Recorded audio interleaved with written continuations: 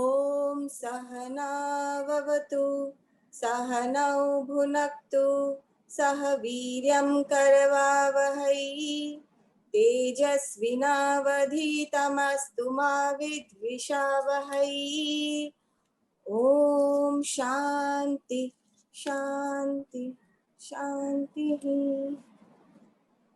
समस्तजनकल्याणे निरतं करुणामयं नमामि चिन्मयं देवं सद्गुरुं ब्रह्मविद्वरम्।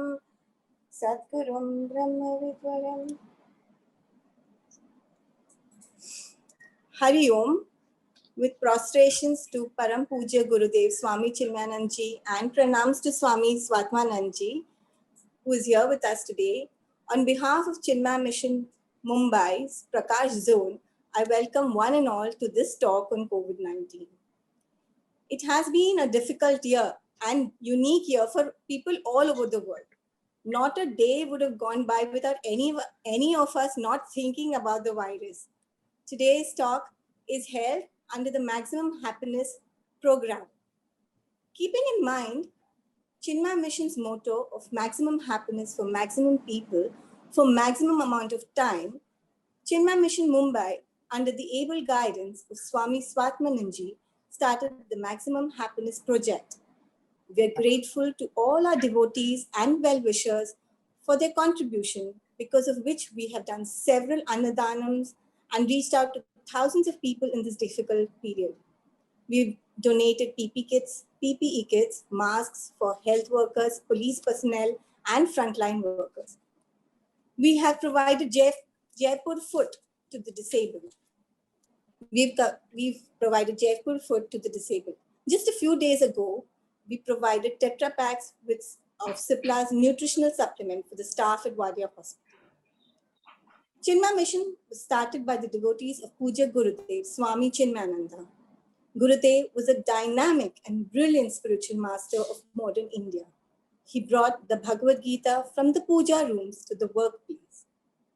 Service of our country is the service of the Lord of Lords, and devotion to the people is devotion to the Supreme Self. This is a part of our pledge written by Puja Gurudev for Chinmaya Mission. Chinmaya Mission has 300 centers in India and its presence in more than 30 countries. We have special classes conducted by volunteers right from the infant to the senior citizens. We have a university called Chinmaya Vishwa Vidyapeeth, which is like a bridge between the ancient and modern in the field of education. Chinmaya International Foundation, at the birthplace of Adi Shankaracharya Ji, is an ode to our culture and heritage.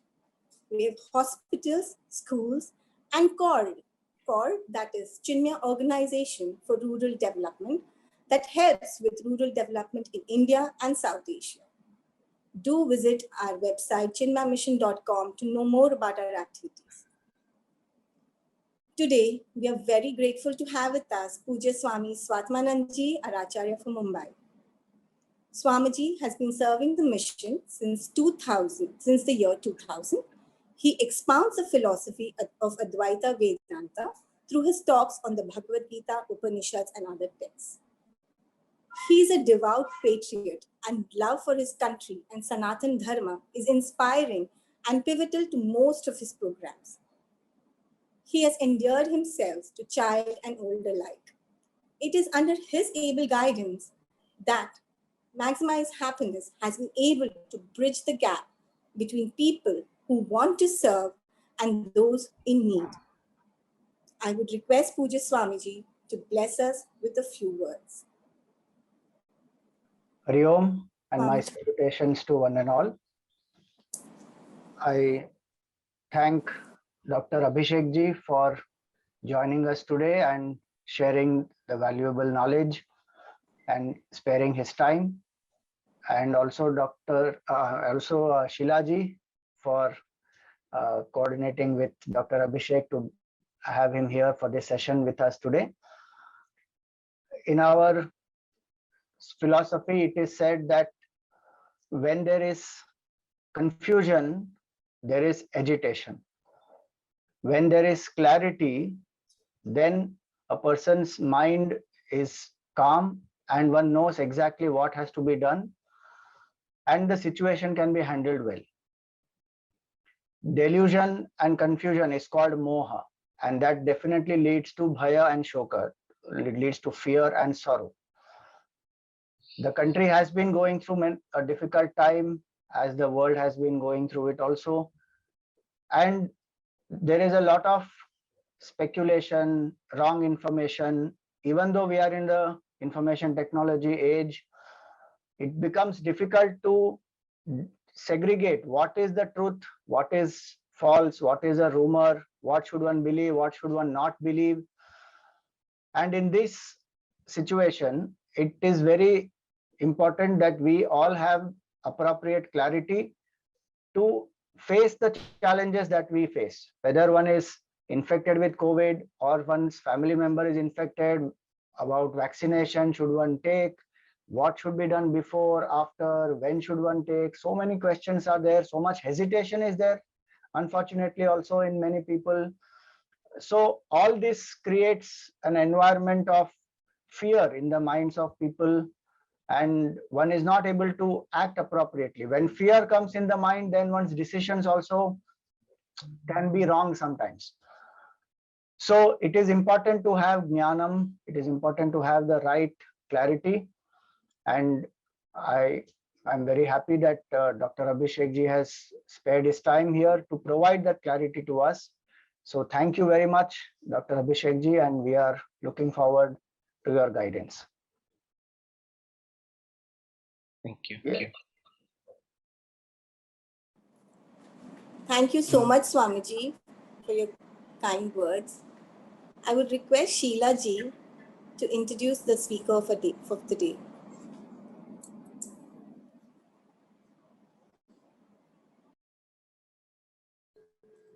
My prostrations to Gurudev and Swami Swatmananji. There cannot be anyone better than my friend, philosopher, and guide to take us through this interactive session titled COVID, All You Need to Know. We are privileged to have with us leading physician, Dr. Abhishek Bhargav, who will guide us through this maze of questions and give us the much clarity that we need on this topic. Dr. Abhishek Bhargav is a graduate from Grant Medical College and Sir J.J. Group of Hospitals. He has subsequently done his DNB medicine.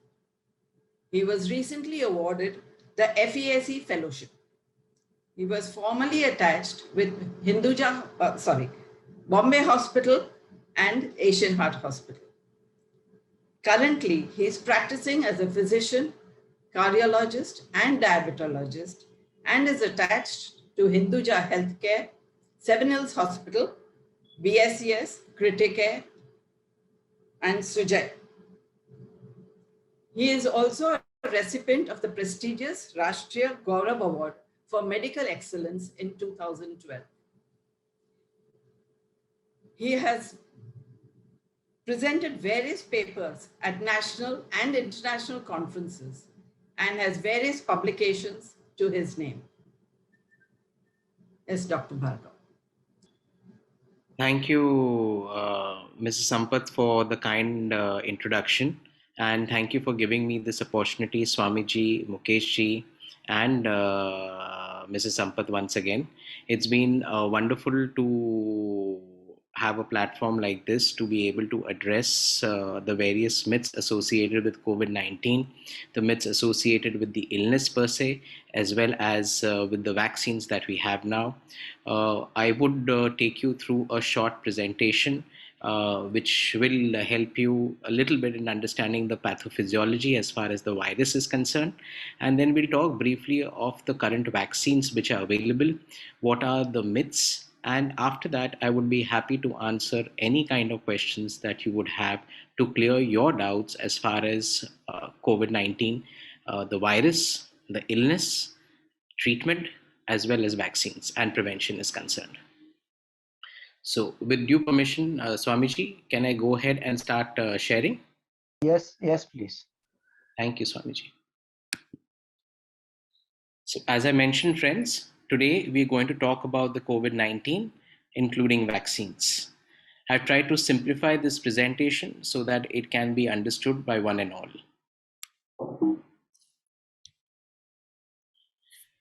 So if you look at the coronavirus had first emerged in Wuhan province of China in December 2019 and has till date become the largest ever pandemic that the earth has ever faced.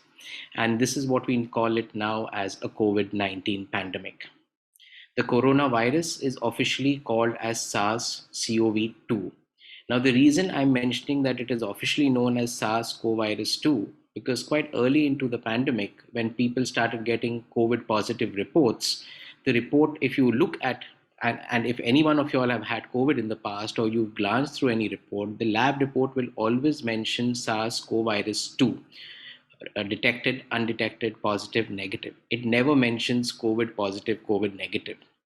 So once I had, when this report was shared with me and I had told the patient that, see, you COVID positive and this is what we need to start treatment, within 10 minutes, I received a call from the patient's father that, see, doctor, you diagnosed this as COVID, but the report doesn't mention COVID. It mentions SARS-CoV-2, which is why I thought the first point I should mention is that this virus is officially known as SARS-CoV-2. And as far as lab reports are concerned, whenever you have a positive or negative report, this is what you're going to be seeing on the heading. I've tried to list down the most common features associated with the coronavirus. Now, typically, when you get infected with the coronavirus, your average incubation period can range anywhere between 1 to 3 days and extended up to 14 days. And in some cases, we've also had cases with the developing COVID symptoms 28 days after the first contact. But on an average, it's between 1 to 14 days, wherein you could get infected after getting the coronavirus.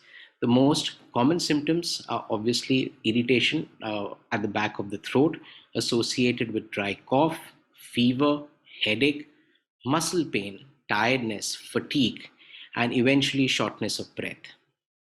In more severe cases, the virus from the pharynx goes down through the trachea into the lungs, through the bronchi, affecting the bronchioles, and resulting in lower respiratory tract infection, which we commonly call as COVID pneumonia, which is most typically picked up by a CT scan. If you go in further, the virus invades the body when we breathe it, after getting infected, after an infected person coughs nearby, or by touching contaminated surfaces and then our face. So whenever you are outside or whatever you touch, make sure that after touching any unsanitized surface, you do not touch your eyes, nose, and mouth immediately. Always have yourself sanitized, your hands sanitized before you touch your face. If infected, the COVID virus infects the cells lining the throat, airways, and lungs and turns them into coronavirus factories that spews out a huge number of new viruses that go on to infect yet more cells. Eventually, a small number of severe cases can develop an acute respiratory distress syndrome known as ARDS, when these individuals require a huge amount of oxygen support and at times may require a formal mechanical ventilation to help improve their oxygen levels. So the most common question is, when are we likely to get back to normal? Well, it could take years before we get back to normal.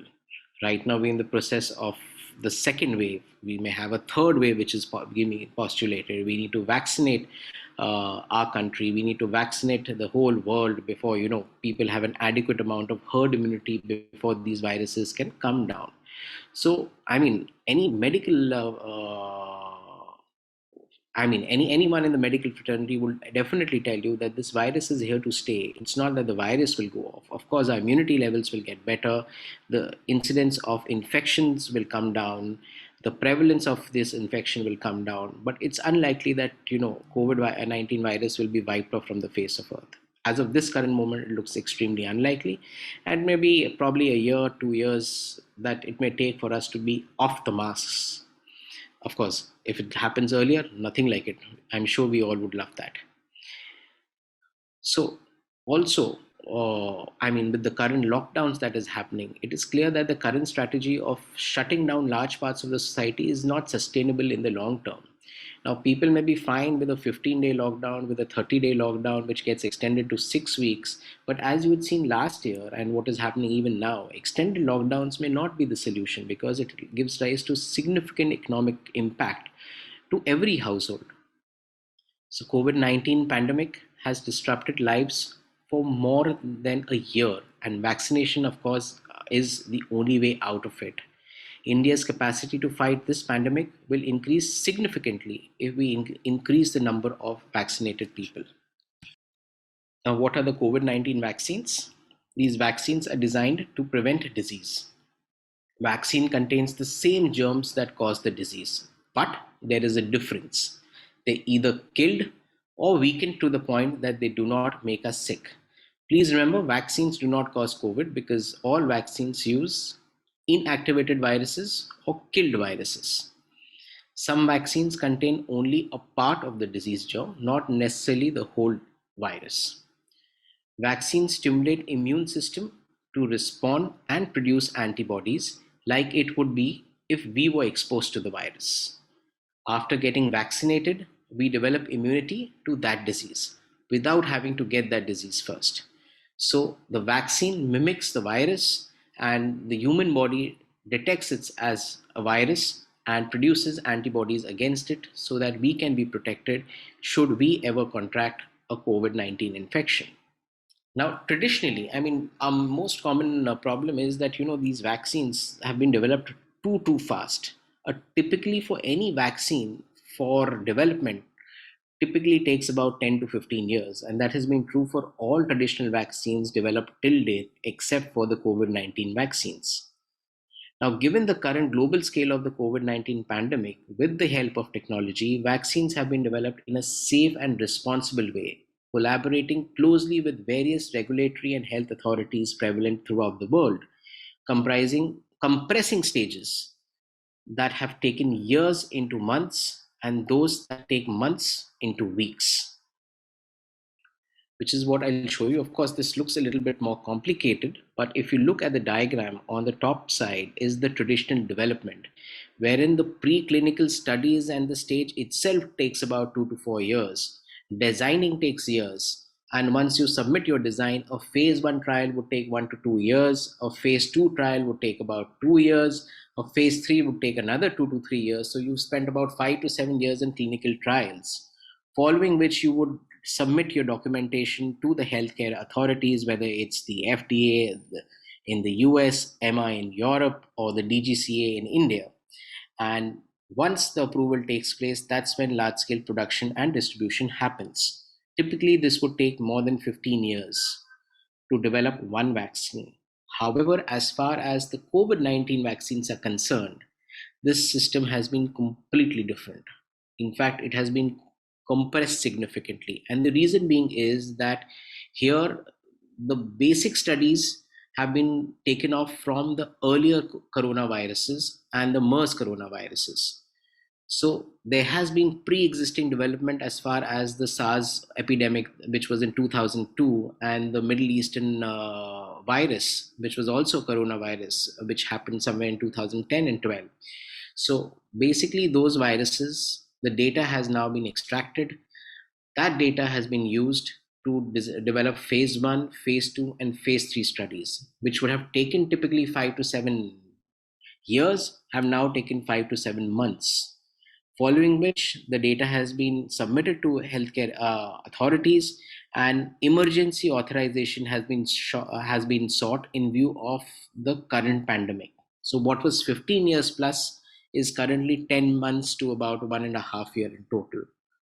So it was, in fact, if you actually look at this is actually a medical miracle. For the virus that was first found out in December 2019, vaccines were available within a year of the infection.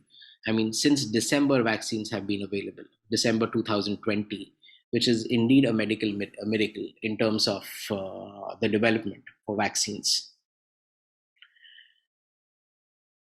So is it safe to take the vaccine? Yes, of course, vaccines undergo extensive testing to make sure they are safe and effective. Once a vaccine is licensed, regulatory authorities routinely monitor its use, and investigate any kind of potential safety concerns that may crop up during the administration of the vaccine. So, does another very common question that is asked is, does the vaccine will protect you forever? Once you've had the vaccine, are you protected lifelong?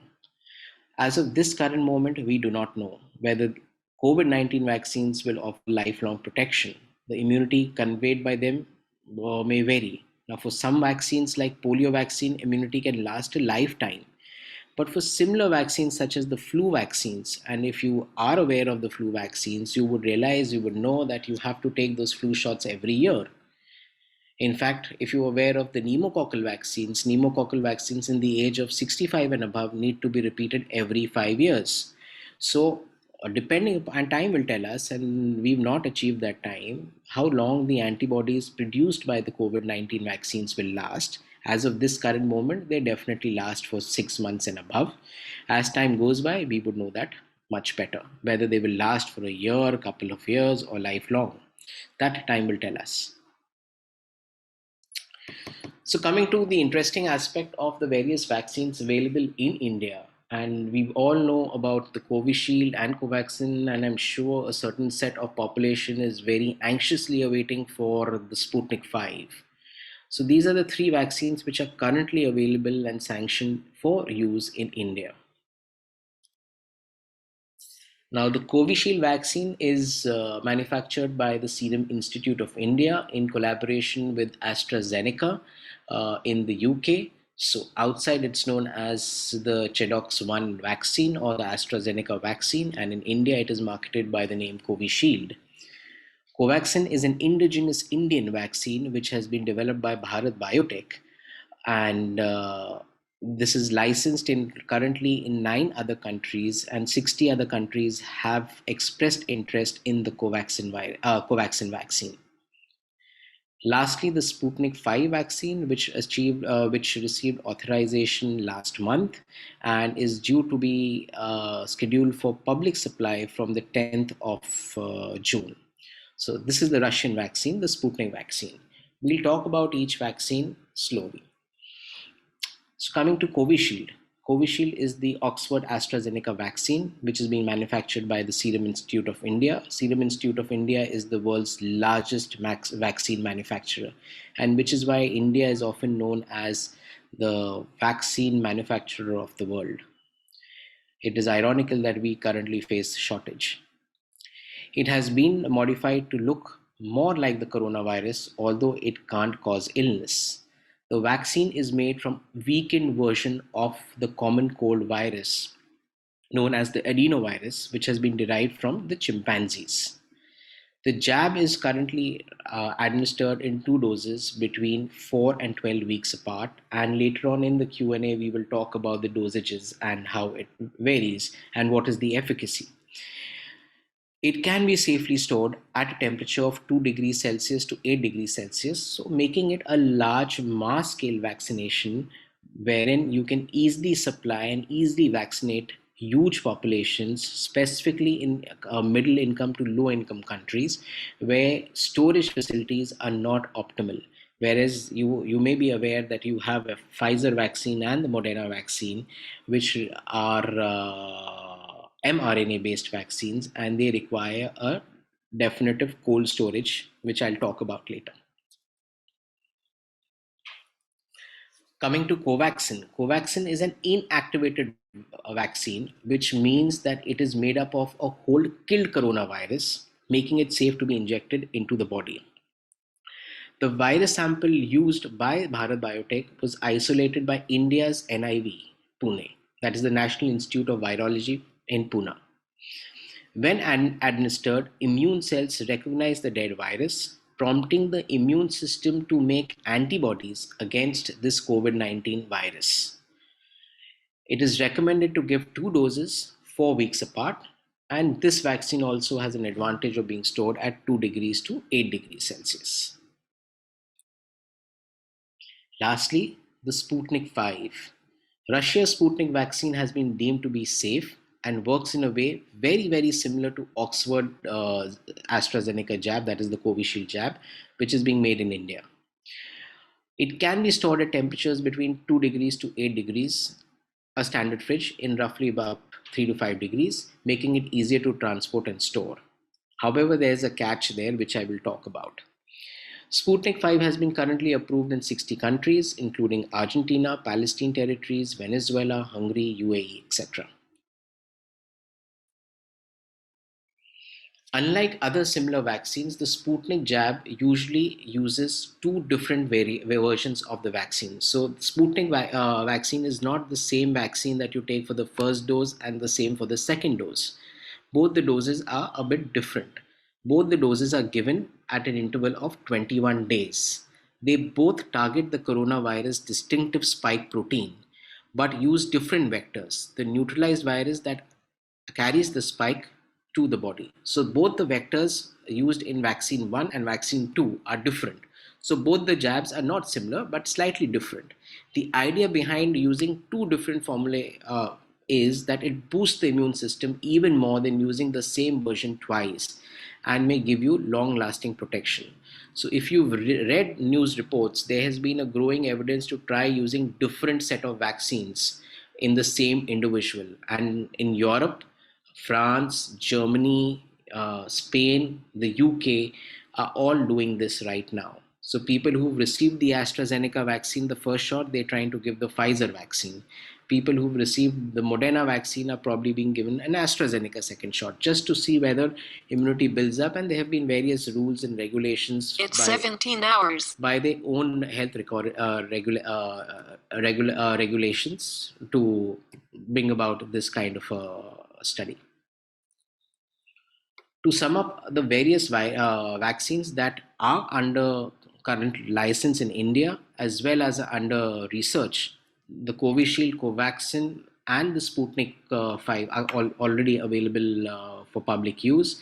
The Zydus Cadila vaccine is most likely going to submit its data to the DGCA in the first week of June. You also have the Novavax vaccine, which is being produced by the Serum Institute in collaboration with the US. You have recombinant protein antigen based vaccine being developed by Biological Institute Hyderabad in collaboration with the MIT.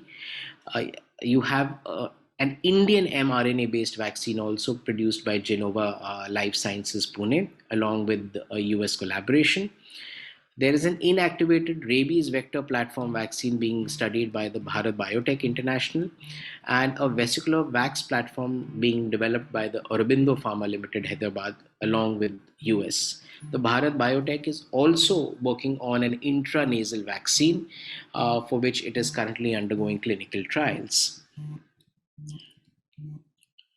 Of the various vaccines currently licensed in the world and currently being used, you have the Pfizer vaccine and the Moderna vaccines, which are both mRNA based vaccines. The disadvantage of the Pfizer vaccine is that it requires a cold storage of minus 80 degrees. And once it is out of minus 80 degrees, it has to be stored at 2 to 8 degrees and can be stored only for about 5 days, which is why distribution of the Pfizer vaccines becomes an issue in middle to low income countries, wherein having refrigerations and transfers from at minus 80 degrees may not be feasible and possible. Moderna vaccine is also an mRNA vaccine with a storage of a requirement of about 25 degrees minus and can be stored for 6 months. And once it has been out of minus 25, it can be stored at 2 to 8 degrees for a maximum of 30 days. Then you have the viral vector vaccines such as the Oxford AstraZeneca, which can be stored for 2 to 8 degrees. The Sputnik 5 comes in two forms. The current form of Sputnik 5 is the liquid form requiring a storage of minus 18.5 degrees. And they also developing a dry form which would require only 2 to 8 degrees. But the current version that will come in will be the liquid forms. And you have the Johnson & Johnson's vaccine, which is the only vaccine with a single dose, wherein you start developing immunity 15 days after the first jab and can be stored for 2 to 8 degrees. Then you have the Chinese vaccines, which have whole inactivated virus, the CoronaVac and the Sinopharm. And you have Covaxin produced by India, which is also an inactivated virus. And Novavax, which I mentioned, is still under clinical trials and research, can be stored at 2 to 8 degrees Celsius. Now, of all these vaccines that you see right now in front of your eyes on the screen, please remember that all these vaccines are not WHO approved. Currently, WHO approved vaccines are the mRNA vaccines, Pfizer and Moderna, the viral vector vaccines of Oxford's AstraZeneca, that is Covishield, and the Johnson & Johnson vaccines. Just 15 days back, the WHO has also approved CoronaVac and the Sinopharm, that is the Chinese vaccines. So currently, the WHO recognizes only these 5 vaccines as approved vaccines. So people who've been vaccinated with any other vaccine apart from these do not qualify as fully vaccinated individuals as of this current moment. There will be a time when the Sputnik 5 and the Covaxin may be also recognized by the WHO, but as of this current moment, people looking at international travel, as and when it gets open, in India, currently it's only the Covishield vaccine which is approved by the WHO. And only if you've taken the Covishield right now is when you will be recognized as a vaccinated individual internationally. Of course, this may change 3 to 4 months down the line when Sputnik 5 and Covaxin also get approvals by WHO. But as of this current moment, this is what the stanza is. So if we look at the various most common myths associated with vaccination, the most common myth is, of course, COVID-19 vaccines are not safe because they were just simply developed so quickly. I just showed you that what takes 10 to 15 months has been compressed in less than 15 months. Well, the COVID-19 vaccines, the facts are safe and have been approved by regulatory authorities. They wouldn't have got approvals if they were not safe. The US FDA, of course, follows the most stringent approval processes, so you should be assured on that. Millions have now been vaccinated around the world, and had there been something really grossly wrong, we would have lost half the population. Reports of serious side effects have been very rare, and no long-term complications have been reported so far. Another very common myth and perception is specifically people who started getting the first dose of COVID-19 vaccine, specifically in India, in the first week of March, is that, you take the shot, doc, I'll get fever. I'll develop COVID, so I don't want to take the shot, which is absolutely incorrect. And I showed you the science behind it. The viral disease to set in, for a viral disease to actually cause illness, a live virus needs to be able to make enough copies of itself in the body. The COVID-19 vaccines currently available are not live vaccines at all. So none of the currently authorized COVID-19 vaccines contain live replicating virus. And therefore, I repeat, you cannot get COVID-19 by just getting vaccinated. People who pick up the infection immediately or around the vaccination time are individuals who are already harboring the virus or contract the virus immediately after the COVID-19 vaccination. The vaccine per se has nothing to do with an active COVID-19 infection. Another commonly myth is that I have already had COVID-19, so I don't need to be vaccinated. Quite true, scientifically, to some extent in the first 2 to 3 months, but subsequently, of course, you require to get vaccinated. The reason being is that you need to improve the overall immunity of yourself. We've seen individuals who were infected with the COVID in the last wave, that is in the first wave, again developing COVID-19 infections now. So it is better that, after waiting for about 3 months, which is the current regulatory guideline in India, wait for 3 months after your COVID-19 infection and have yourself vaccinated. So that will reduce your chances of future COVID infections. Another question which was very, very common before the second wave actually started was the fatality rate of COVID-19 is so low. I mean, what, max? I'll have fever, cough, cold. I'll be down for 5 days, 7 days, quarantine for 14 days. Why should I take a jab, which I don't know anything about?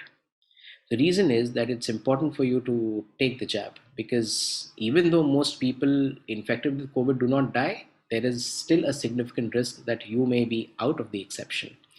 Vaccination not only protects yourself, it helps your family, colleagues, and your community, And eventually, if you want to get back to normal life, vaccination is the only way out.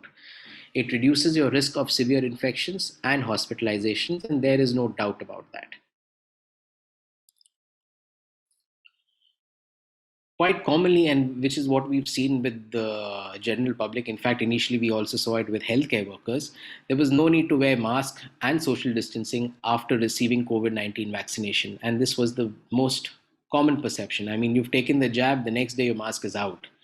Well, it doesn't work that way.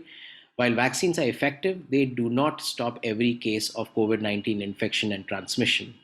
Therefore, everyone must remain cautious and for now continue wearing masks, observe social distancing, and observe enhanced hygiene routines. Now, if you look at countries where people have achieved significant vaccination, such as the US, the CDC has now brought out a guideline that it is safe for vaccinated people to move outdoors without the mask.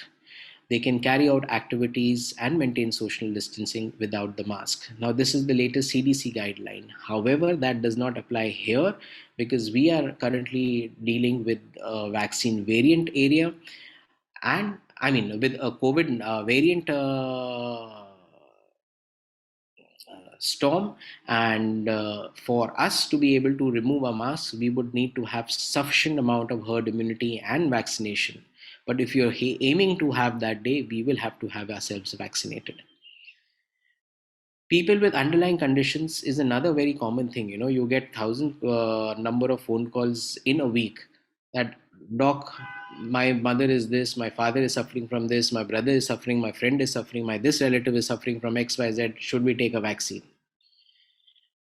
Well, you will be happy to know that most people with any underlying health condition can still be vaccinated.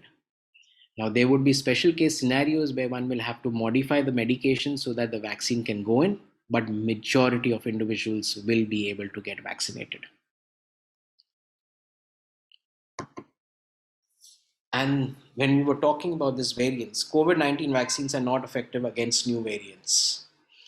Well, if whenever a variant has been brought into public knowledge, immediately all the vaccine producers and countries have gotten together to find out whether the current vaccines, which are actually designed against the standard coronavirus pandemic that started started in December 19.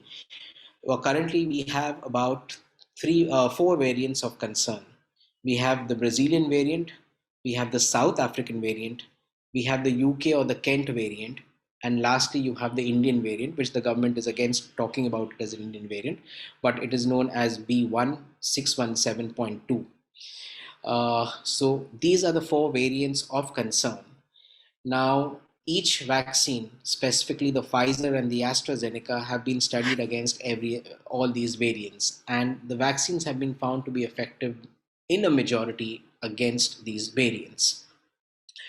In fact, just today, if you all had happened to have a look at the newspapers or the BBC, there was a latest trial which was released in the UK based on their data over the last 5 months of the usage of AstraZeneca and the Pfizer vaccine.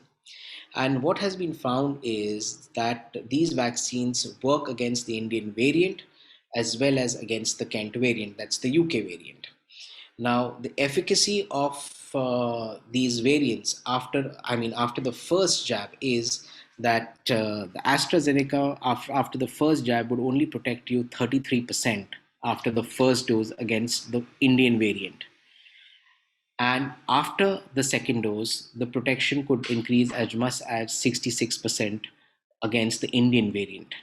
Similarly, the Pfizer vaccine offers limited protection after the first dose against the Indian variant. That's the variant that we are currently dealing with, and offers a similar protection like the AstraZeneca vaccine when it is given after the second dose. So it is essential to complete both your dosages in order to complete 15 days post your second dose to be called yourself vaccinated. A single dose does not guarantee you any kind of protection against the variants. It definitely has a high efficacy of as much as about 71% if you're dealing with the standard non-variant coronavirus. But if you're looking at the variants, the protection only happens after 15 days of completing the second dose. So, of course, in the times to come, the current vaccines could be tweaked to include further variants to enhance the efficacy. But as of today's date, you should be satisfied that there is scientific evidence that our current vaccines work against the variants. So it is important to be immunized as soon as possible when the vaccine is offered and continue to practice preventive measures to break the chain of infection. In fact, I would honestly request take whichever vaccine is being offered to you rather than waiting for an XYZ vaccine, because all of them would offer you 100% protection against severe illnesses and possibility of death. From mild to moderate infections, the efficacy may vary, but in general, you will all be 100% protected, irrespective of the vaccine you've taken against severe COVID infections and death. Another thing associated is, doc, I don't want to take the vaccine because I don't want to have fever, headache, body ache, and so on and so forth. So, are severe side effects of the COVID 19 vaccine common? Minor expected side effects are fairly common. I mean, you may have a soreness at the injection site, you may have mild fever, headache, body ache, weakness. Some may even report mild cough, but this typically settles down within 24 to 48 hours. Now, people have reported certain clotting issues the world over after the Covishield vaccine, but that incidence is extremely mild compared to your risk of getting COVID. So I don't think one should wait out for not taking the vaccine because of an apparent risk, which is 1 in a million, as against your current risk of getting COVID, which is 10 in 100.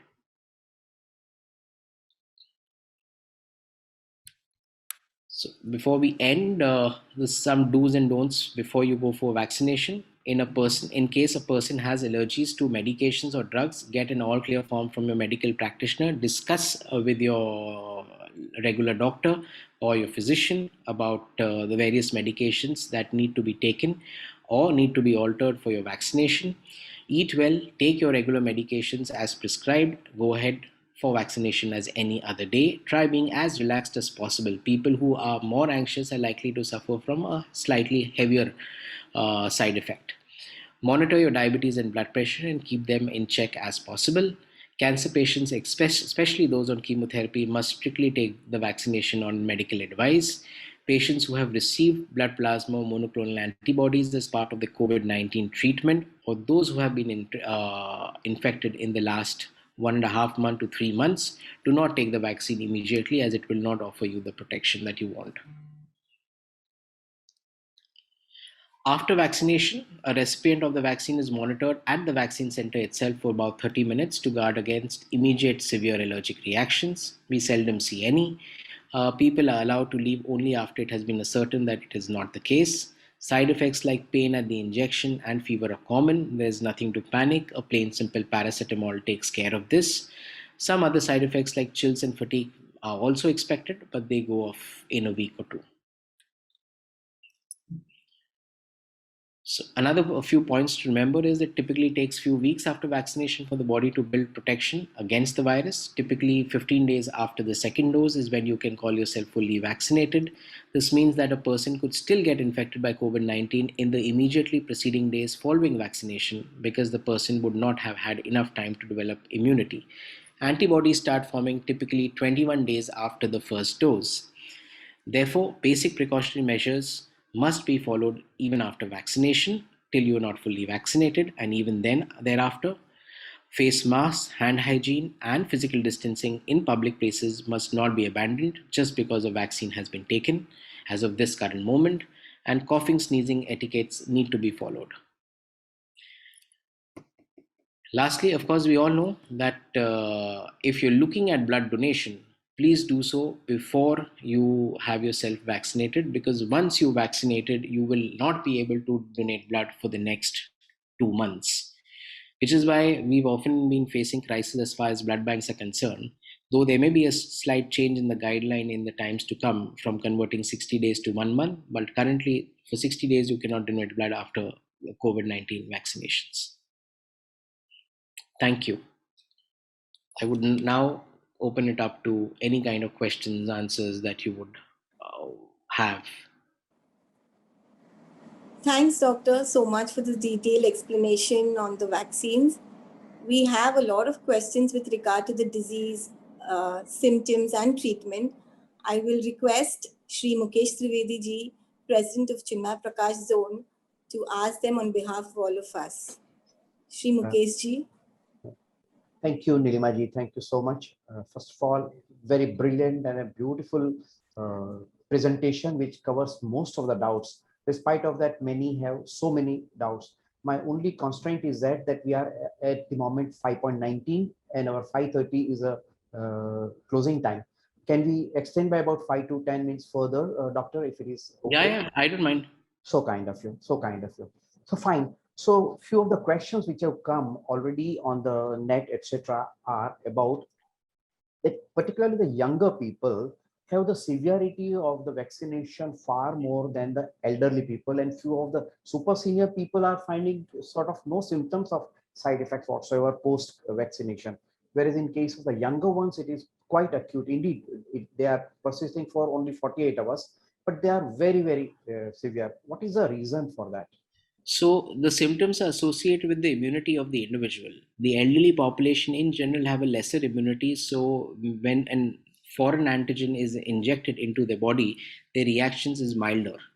As far as the younger lot is concerned, the immunities in general are stronger. So the body reacts in much strongly, and which is why at times the antibody response seen in younger individuals is much higher after the vaccination as compared to the elderly individual. But the basic reason is the immunity. Right, right. So point is that the younger ones have a better immunity, so it fights, and it is really revolting vis-a-vis the vaccination Yes, absolutely. antibodies. Perfect. Another point is that there are quite a few patients who have either psoriasis or they have the sort of paralysis or blood sugar very high or such kind of different symptoms which are of a rather very close monitoring of the doctor. Under that situation, what would be your strong advice? Because you have already said that before going for the vaccination, they should seek the advice from their regular consultant, notwithstanding whether they should straight away deny or there are some precautions with which they can definitely take it. So all these patients that you mentioned with all these medical illnesses will definitely be able to take the shot. Correct. Now it's common. I mean, people who are suffering from psoriasis may be on immunosuppressive agents, which may need modification. People who have arthritis, who are on immunosuppressive agents, or cancer patients who are receiving chemotherapy may require modifications for them to be able to receive the jab. People who are who've had paralysis, who've had heart attacks, who are on blood thinners. Routine blood thinners such as aspirin or clopidogrel or any other antiplatelet agent is not a contraindication or even a relative contraindication for vaccination. Now, there are certain anticoagulants which may be such as warfarin, acetylene, people who are on injectable anticoagulants, or people who are on the newer oral anticoagulants such as Predexa, such as Apixaban, such as Dabigatran, Apixaban, and Rivaroxaban.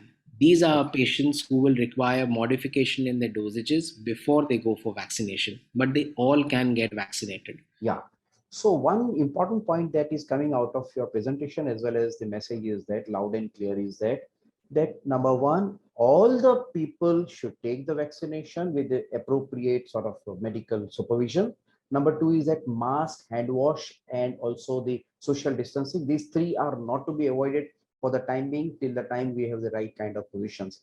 Now, subject to that, very important question that has come in our audience from the audience is that can you throw some light on black fungus or mucormycosis? Yeah, absolutely. In fact, this development and the sudden epidemic, which various states are now declaring that the black fungus is now an epidemic. Black fungus is actually mucormycosis. Now, mucor has been present since time immemorial, and we've been using steroids. Post-transplant patients have been on steroids, immunosuppressive agents. Patients have received chemotherapy. All these medications have been going on for times and years together, and patients have been on therapy for years together, but we've seldom ever had an incidence of mucor. It has been very, very uncommon, and it has been more common in individuals who have an absolutely suppressed immunity. If you are looking at, say, immunocompromised patients such as HIV, patients who are post transplants, who are on multiple immunosuppressive agents, these are the sort of patients who are likely to get mucor. I mean, poorly controlled diabetic individuals may land up getting mucor. But in COVID-19, and specifically in the second wave, we've seen a huge spike in the incidence of black fungus or mucor.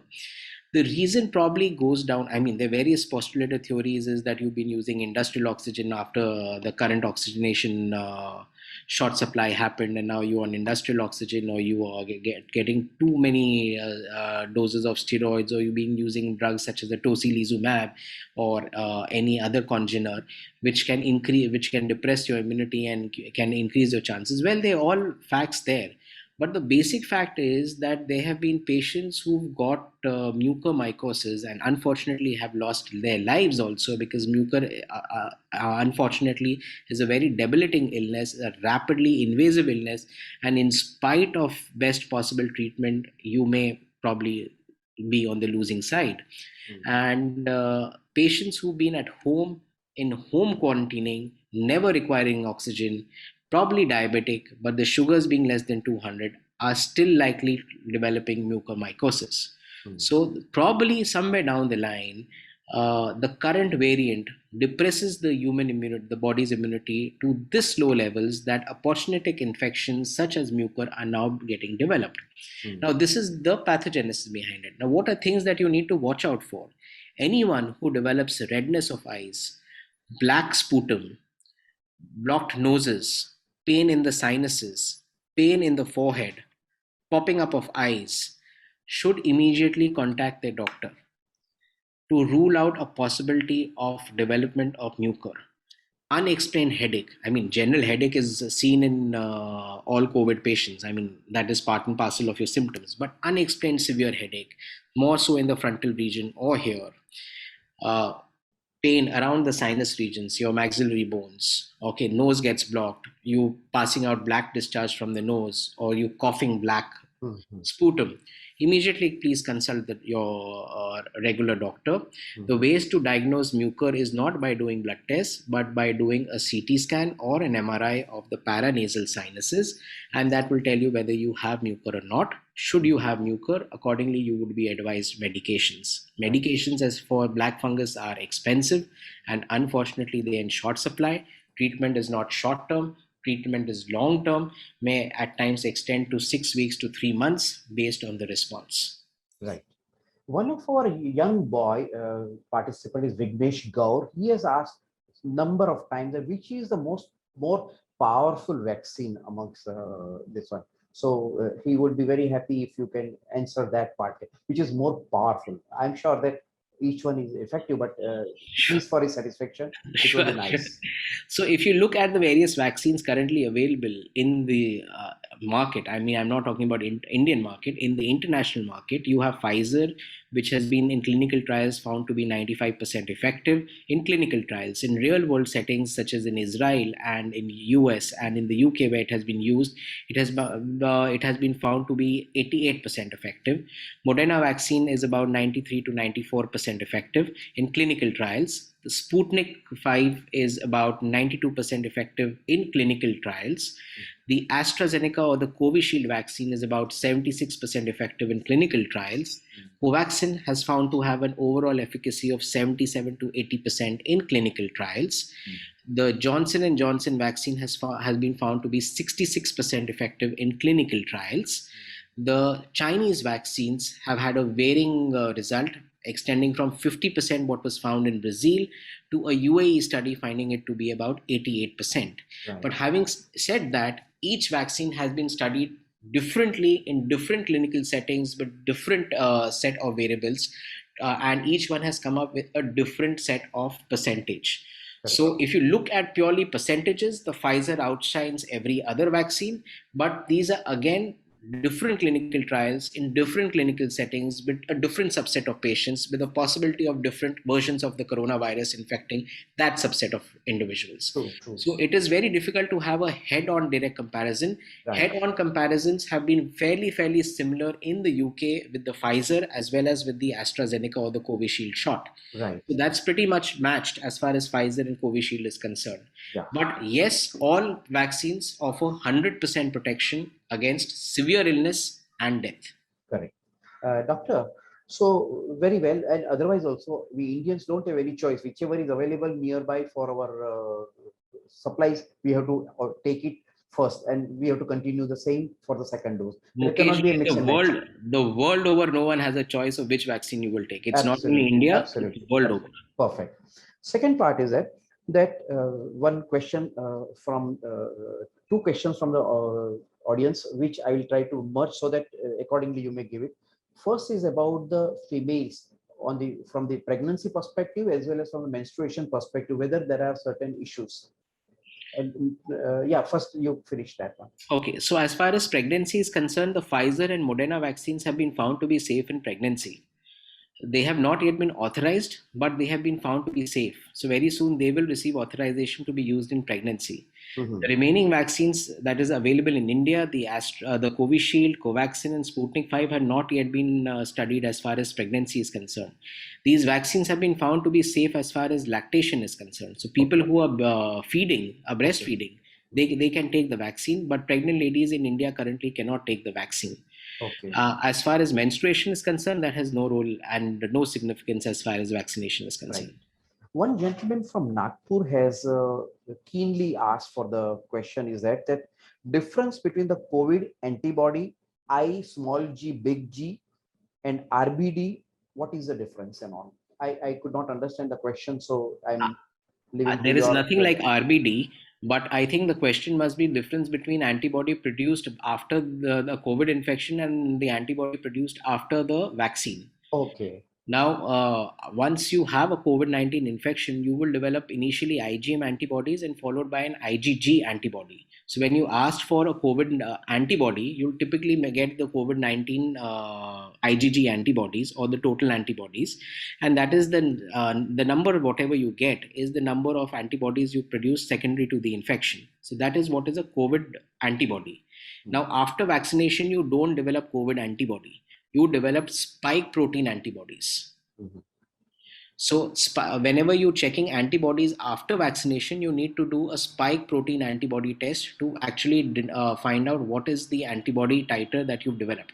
It is not required to be checked, but if you want to check it, it's spike protein antibody that you need to be checking, and not the COVID antibody. Quite often people have taken the vaccinations and come back saying, I have not developed any antibody, because the test that was being done is a COVID antibody. Right. You need to do a spike protein antibody 15 days after your second shot to be able to know your actual titer of the vaccine. So is it better that we should take it, or that particular test, or you are generally covered, or and these all, because the testing and the treatment, and whether you are infected, then the treatment and the testing, all are prohibitively costly at the same time. One is having a little skepticism about all these kind of things. So in that case, what would be your advice? So post your COVID infection, I think it is worthwhile to do your COVID antibodies at least after 3 weeks of your infection. At times, you may not be developing a good titer at the end of 3 weeks, and you may have to repeat it after a month of your infection. But it is worthwhile to know whether you've generated antibodies or not. Because if you've generated antibodies, at least you have some set of protection during the period before you can take your vaccination, because your vaccination currently is recommended only after 3 months of your COVID-19 infection. So at least you would know that you have antibodies.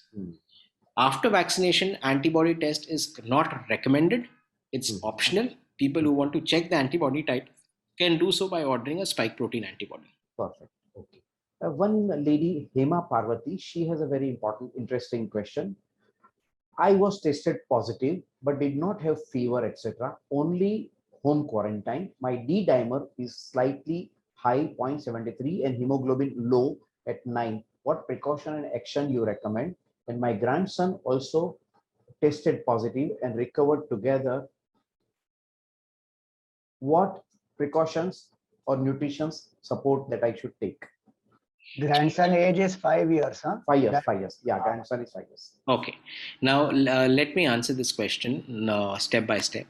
An individual may be completely asymptomatic to be on the deathbed from a COVID infection. Oh. So everyone is not going to produce the same set of symptoms. You necessarily do not have to have fever, headache, body ache, weakness. You have a lot of asymptomatic infections also.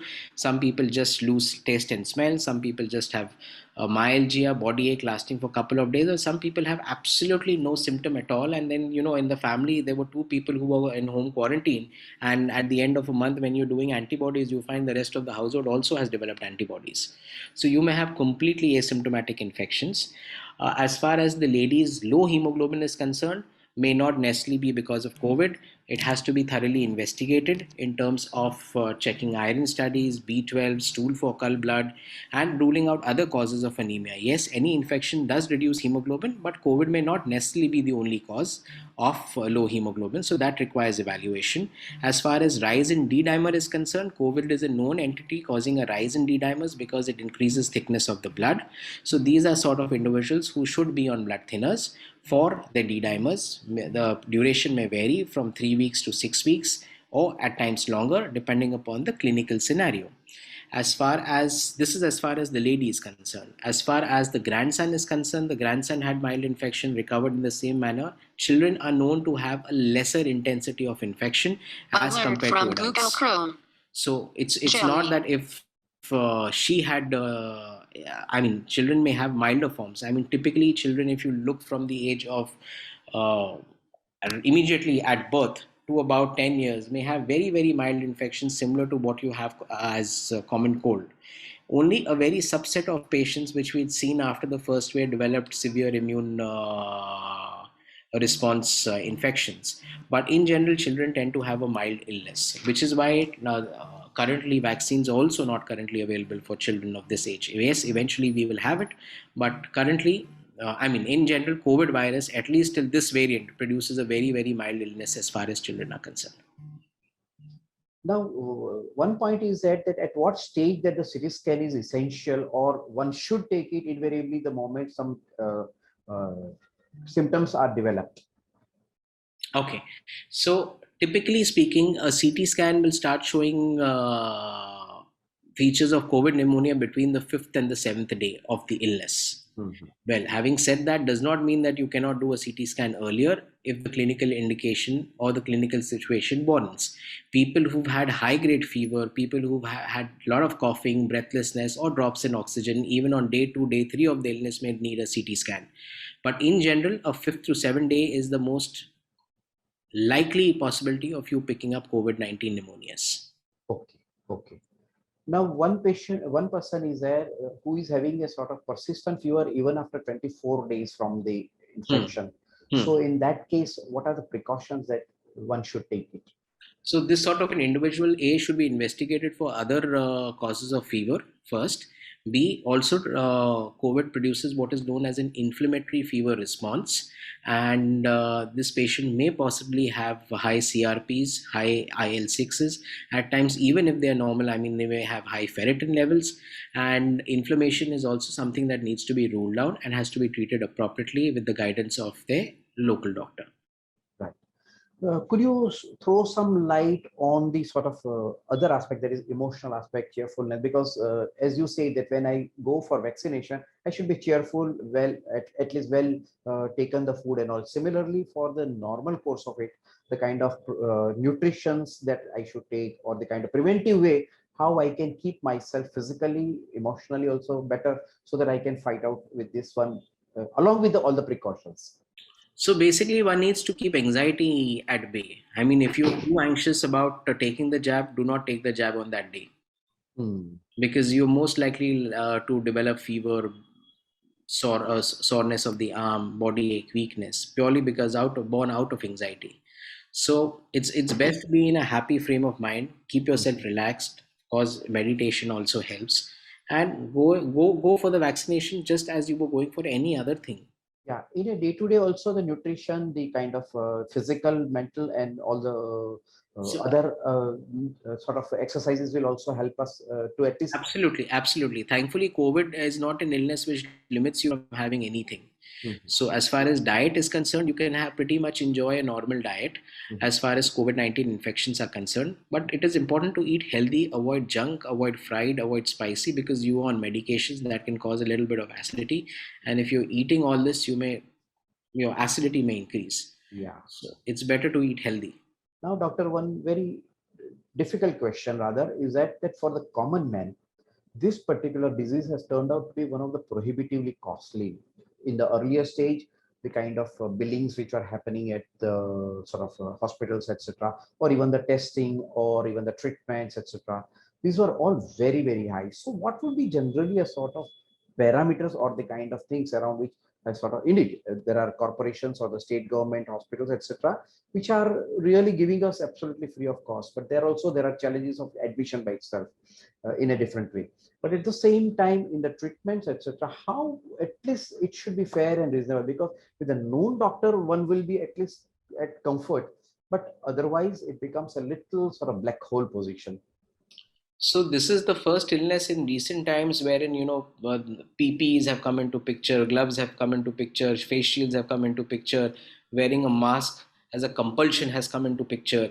Before this, there was never an illness wherein you have to wear it. I mean, we as doctors have seen multi-drug resistant tuberculosis, and though mask is recommended, we've not worn masks, and we've seen patients. Even during the swine flu epidemic, wherein masks was mandatory. I don't think even one third of this current audience has worn masks at that point of time. True, Even true. as clinicians, initially, yes, for the first few days we wore masks, and after that we stopped wearing masks, and we were seeing swine flu patients just the way you normally see any other patient. You must Yeah. have visited your doctors during that point of time, and you must have seldom seen them wearing a mask. I mean, there may be a mask around the neck, but not necessarily on your face. Right. So this is the first illness where this is really come into the picture. And of course, it has come in with the huge cost. Initial costs for the PPEs, for all these things were quite high, and things were not available. People willing to treat this sort of illness was also not available because of the personal risk involved as far as treating the infection is concerned.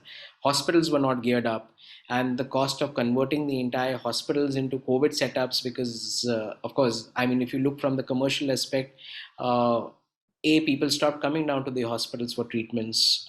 All of a sudden, regular surgeries were postponed. Routine, and I'm sure all of you all must have stayed at home, and routine visits to your regular doctors must have stopped. Everything stopped. So everything had to be changed overnight. And that unfortunately came in at a cost initially. True. Unfortunately, availability was also not there. Things were not there. So over a period of time, all these things have been streamlined. If you see in today's times, the cost is not what is, during the second wave, cost is not a problem. The problem is availability. Yeah. Because even though we had infrastructure available, but it was not matched to the level, to the extent of the second wave that we had, which True, was true. 3 times more, or probably more. During the first wave, Mumbai alone saw about 2,500 patients. So we were geared up for twice for that, but we were not geared up for more than four and a half times for that. We crossed 11,500 confirmed official cases. I'm Right. not talking about the CT scan cases and so on and so forth.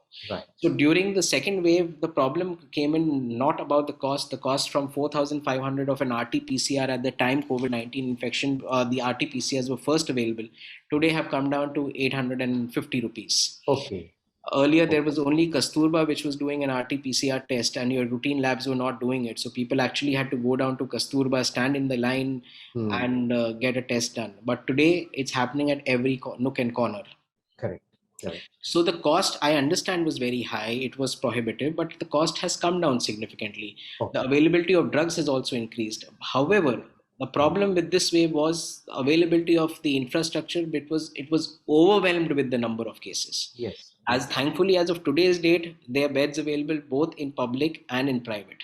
Right. Let me reiterate, treatment remains the same. The BMC does a wonderful job in terms of treating at Seven Hills or any other jumbo centers. The treatment remains the same. Treatment is BMC audited even in the private hospitals. Right. So it's not that you will not get proper treatment at any hospital that Yes, you get in a yes, bed with or where you treated. Treatment is uniform throughout. One last important question, that many a times hospitalized patients, etc., after having come back to after the discharge and coming home back, they have lot of sort of fatigue, or their energy level is very low, and it takes a little longer time for them to really come to some kind of terms of regular normalcy. What are the precautions and how they can really cope up with it in the right way? So this is what we call as post-COVID asthenia. Okay, and in fact, in individuals who spent a much longer time in the ICUs or in the hospital, extending beyond 2 to 3 weeks, they also have an element of brain fogging, wherein the memories go haywire, they start getting disoriented. There are certain psychological disturbances also that are noticed. Now, these sort of individuals, need to maintain a very healthy diet, need to be on nutritional supplementations, some vitamins, some form of exercise and physiotherapy, and gradually, slowly and steady, on an average, it takes about 2 to 3 weeks post discharge to get normal, may extend at times to about 3 months. Okay, okay, okay. Well, with this, friends, we would like to close the session of question and answer. And I would like to also propose a vote of thanks. Doctor, your initial presentation, elaborate explanation about, yeah, Mukesh, yeah. there's just someone who's mentioned why the second dose of the Covishield vaccine has been delayed. I think Okay, okay, yeah, if time yeah, permits, please, we can please. just take this. No, please. And not only that, how the gap is really widening, that also you can try to touch upon, please. So if you look at the clinical trials, there are two large clinical trials as far as Covishield is concerned, or the AstraZeneca vaccine is concerned. The first one was in the UK and the second one was in the US. In both clinical trial settings, the vaccine has been given at an interval of 4 weeks. Correct. The second dose has been given at the interval of 4 weeks, and it has been found to be having an efficacy of somewhere to the tune of 76 to 77%. There was one study published in the Lancet, which is a very reputed medical journal, which was a subset analysis of the clinical trial in the UK, which showed that if you extend the duration of the second shot to about as 3 months, then the vaccine is going to be more effective. From 76%, your efficacy may improve to 81%. Not much of a change, but it may improve to 81%. So, right. also, it was at that point of time in the UK where the idea was to establish a certain level of herd immunity, and UK in December went into a total lockdown, which it is coming out from. Right. At that, in January, when the Covishield was available in India, the Indian government maintained it at 4 weeks, which was what was seen in clinical trials. I, as a healthcare worker, have taken at the end of 4 weeks. Correct. This was maintained even in February and in March. Right. However, recently the Indian government has changed the guideline from 4 weeks. It became 6 to 8 weeks. Then it became 4 weeks to 8 weeks, and now it has become 12 to 16 weeks. In fact, the COVID app will not let you take the vaccine if you have not crossed 84 days after the first day. True. You will unfortunately go back from the center only to come another day after 84 days. True. Well, their scientific logic is based on the Lancet study, which is unfortunately a complete contrary to what has been published today. Okay, in today's study actually shows that from the Indian variant, after the first dose, you have only 33% protection, which is no protection at all. Oh. Okay. So, which is why you need to have your second dose to improve your protection to 66% against the Indian variant. That is true. So currently, we are dealing with an Indian variant. I understand there is shortage of vaccines. There are not enough adequate vaccines available as of today's date. But probably in the next month or so, that shortage will start coming off. It is quite possible that the guidelines may be changed again. I appreciate, because nowadays the supply and the manufacturing and the distribution is at the challenge, and that is a major factor because of which the gap has been little widened. That can be understood rather than the medical aspects. With this, friends, one more request to all the participants, in case if you have still some questions vis-a-vis this particular presentation in today's talk, not a personal symptoms and personal talks, but these are anything, kindly send to our two telephone numbers which are given for our volunteers. We'll definitely seek some guidance from doctor, and he will be in a position to help us with that. Am I right, sir? Doctor, I'm taking the liberty to. Yeah, fair enough. Thank you so much. So that at least we are in a position to satisfy each question, whoever are still remaining unanswered. With this, friends, we are extremely grateful to you, doctor, because the COVID is such a time that whether Sunday, Monday, 24/7, 365 days, you have been literally on a call always, and it is a very, very tough time. Despite of that, for the benefit of all, educating them in the right way, and quite a few people, many number of people who are still resistant to take the vaccine are being educated in the right perspective. Thank you so much, doctor, for giving us a very elaborate and wonderful explanation and presentation.